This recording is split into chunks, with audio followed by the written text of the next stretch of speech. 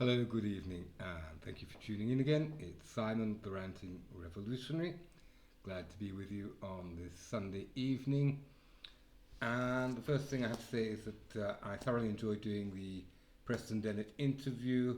He's an absolutely charming fellow, and he's a walking encyclopedia on his subject, and it was thoroughly enjoyable for both of us, by the way. And I have it's my fault. I haven't been able to download it to the standard I would like to, so I'm still working on it. Don't worry, it will. I will have it downloaded as soon as possible, but not in the omelette state that it is now. So please bear with me. Please be patient. It is on the way. So today I am going to talk briefly about the pretended alien invasion because there's far too much in the media, openly and in their normal covert way, implying that there is an alien threat. There never is, was, or has been an alien threat. The last of our worries currently is an alien threat. They have been with humanity since humanity first set foot on this planet, and they have been very, very benevolent, which doesn't exclude that there weren't accidents and that occasionally human beings and ETs got hurt. But those were misunderstandings and kerfuffles and mucking fuddles. They were not part of an invasion process and never has been. They're far too in advance technologically to begin with, and they do say to us when one listens to the contactees, would you stop playing around with the nuclear? It's dangerous. Would you stop polluting the planet? Would you stop eating meat? And would you stop using drugs and stop smoking? Now, I admit I'm an addicted smoker, but that is the message. Now, what we do want to worry about is currently our food supply, and in this country, fortunately, there is an organisation called the People's Food and Farming Food and Agriculture Association, PFFA. So for the Brits watching, please do get in touch with the PFFA because food shortages are definitely on the horizon, and we have to support our farmers, and we have to set up food networks for everybody. Now, once again, alien invasion, if you look at 9/11, which was an inside job, if you look at the fact that we were lied to about going into Vietnam, we were lied to about going into Iraq and Afghanistan, and now we're being lied to about going into the Ukraine, all based on lies. These are the things that we should be taking care of very, very seriously and putting the purveyors of lies behind bars where they belong, and not letting them spend public money, time, effort, and squandering human life on wars that have absolutely no reason to exist. Now, once again, I go back to the messages that all the contactees, all the experiencers have in common, and they say stop playing with the nuclear. Now, to give you an idea of how stupid we are as a race, since World War II, you had one bomb, which was the test bomb in New Mexico. Then immediately afterwards you had Nagasaki and Hiroshima, that's 3. And then, on the pretext of tests, all countries thrown in who own nuclear devices, there have been over 2,000 thermonuclear explosions, either underground, on the water, under the water, in the atmosphere and even in space. In 1969, they blew up a nuclear device in the middle of the Van Allen belt, hoping to blast a hole through it so that they could get a Saturn V through that very thick belt of radiation. There are also 50 unaccounted nuclear devices wandering around planet Earth, and we don't know who has them or what they're going to do with them. Now that is something that we should be getting Interpol and our governments onto, rather than wasting our time on a false flag alien invasion. Now, there is a leaked CIA document dating from 1985 giving the methodology of how this is going to take place. Now,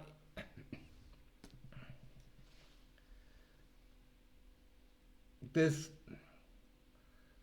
technology now called direct energy devices, which, given the very interesting evidence that's come up of Maui and Lahaina and the terrible fires there, then the fires in Texas at Amarillo and the fires in Peru, all these places were earmarked as 15-minute cities or smart cities for a transport network.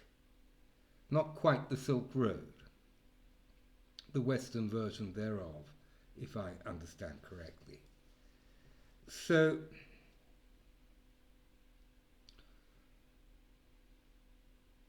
direct energy weapons means that we are using technology far more in advance than we're being told about, which means that it is highly probable that in October of 1954 we did back engineer or reverse engineer anti-gravity technology. And as I've said in my previous podcasts, the technology for free energy exists, which doesn't pollute, which has no side effects except for anti-gravity, and it's a patent held by the US Navy but free to use with a free working model, and the author is Salvador Cesar Pais, who is a very well-known and well-respected aeronautics engineer. So, once again, forget the false flags, we also have to look at our water supply. Putting bleach, which is what fluoride is, if you actually take the time to look things up. Fluoride is bleach.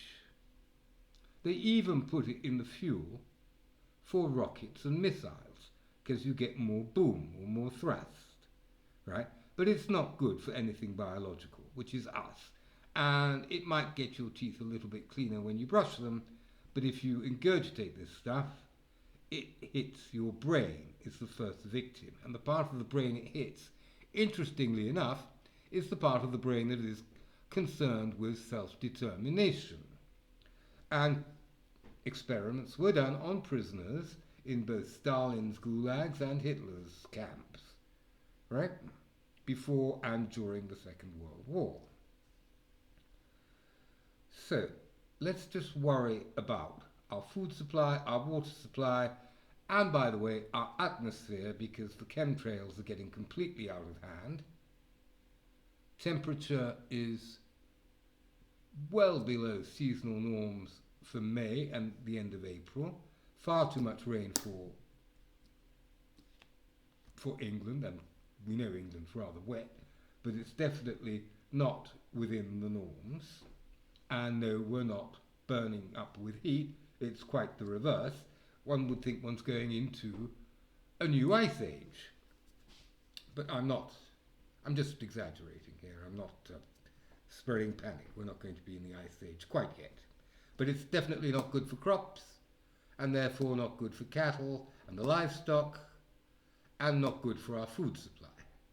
And this food supply thing is far, far more important at the moment and far more urgent than any false flag possibility of an alien invasion, right?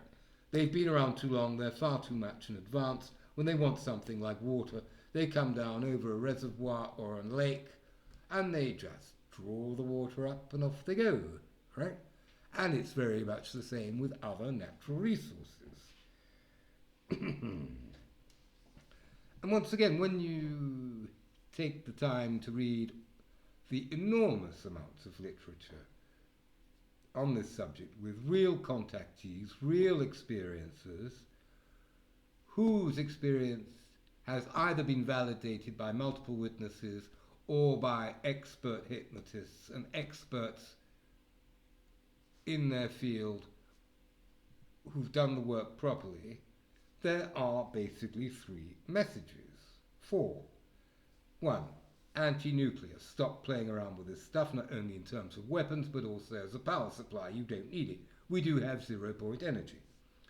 Anti-pollution. Stop polluting your planet. 3.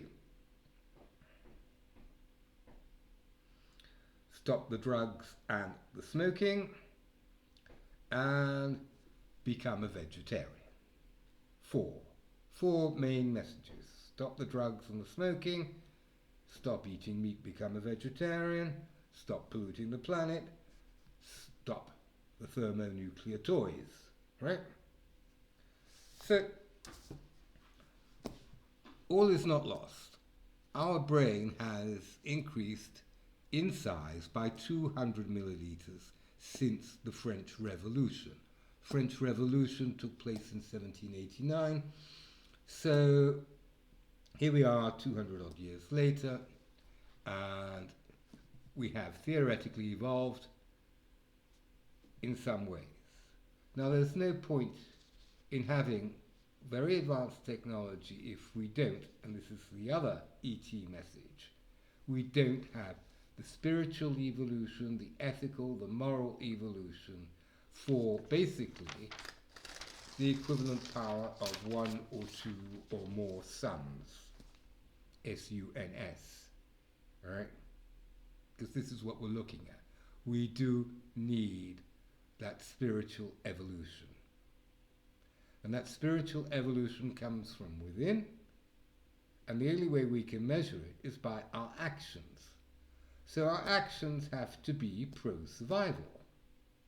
And pro-survival does include educating the uneducated, caring for the sick, caring for the old and the infirm, caring for future generations, and taking the attitude that we are here as temporary guardians and that we are preserving this for future generations, which means we stop polluting, which when you have unlimited free energy is pretty damn simple. And it's pretty damn simple even if you didn't have free energy, 0-point energy. You can still stop polluting, right? And yes, we can actually burn coal. That won't be the end of the world. Burning wood will not be the end of the world. And yes, hemp grows a lot faster than trees, puts a lot more carbon back into the ground, and hemp was banned in the late 19th century because it suited industrial interests. So it's in our interest to get back hemp and start growing it, because you can make medicine, cattle fodder, and food for humans, and paper, and bricks, and all sorts of things out of hemp, which also grows like a weed and very quickly. So there are loads and loads of solutions available whilst we wait till we actually implement 0-point energy. But in the meantime, do not get distracted by false flag alien invasions. This is a load of codswallop. Okay, so I've had my little rant for Sunday afternoon. If anybody knows how the software EVMUX works, I'll repeat that, EVMUX, and could possibly lend me a hand in downloading my wonderful Preston Bennett interview, I would be thrilled to pieces. So please do get in touch via my channel, The Ranting Revolutionary. I will get back to you immediately. I watch the stats, at least 4 times a day, morning, noon and night and in between. And please do like, share. Please do comment. I'm very interested in what you have to say. And please do subscribe, because what I do is I send loads of links out via Facebook and email, and it wears me down tremendously. So if you could possibly be so kind as to subscribe, that would really help my little channel. Thank you very much indeed. Have a lovely Sunday evening. God bless.